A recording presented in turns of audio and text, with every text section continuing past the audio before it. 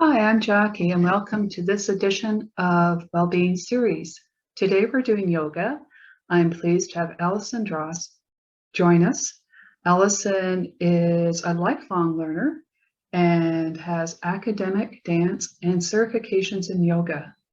She's also very involved with the community, and during COVID had an event that challenged people to reach out and be kind to each other.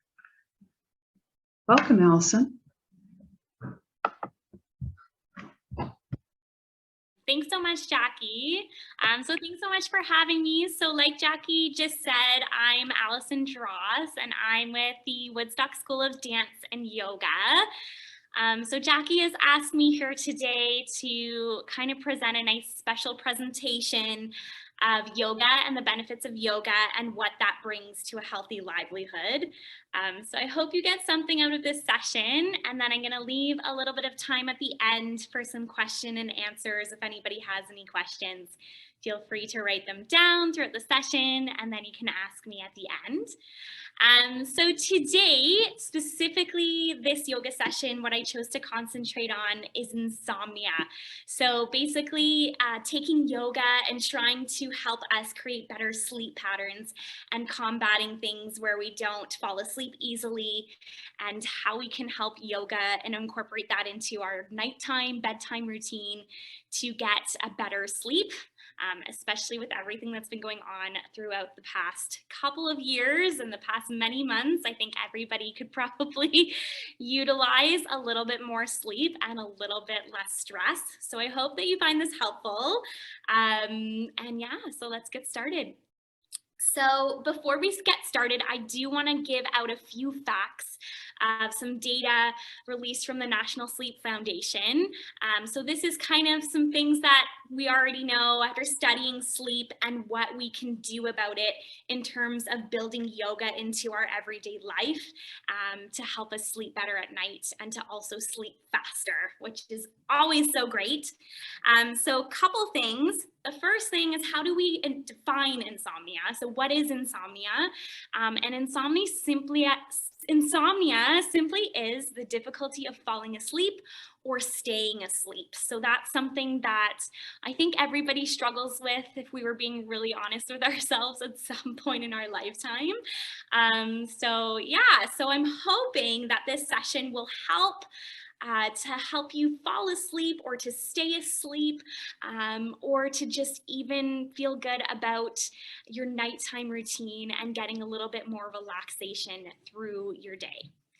Other things that we know about insomnia, so anybody can have insomnia. So it could be little kids, it could be older senior people, it could be anybody. Everybody goes through a period in their life where they're struggling with sleeping patterns. So insomnia affects everybody, a wide range of ages.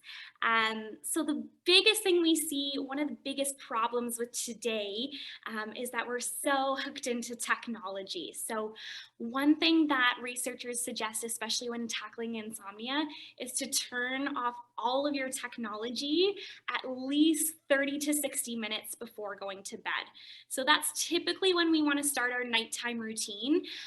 And the more we get into a nighttime routine, the more our brain starts to sink in that it's time for us to get ready for sleep, and the less distractions we have, and the more our central nervous system can calm down.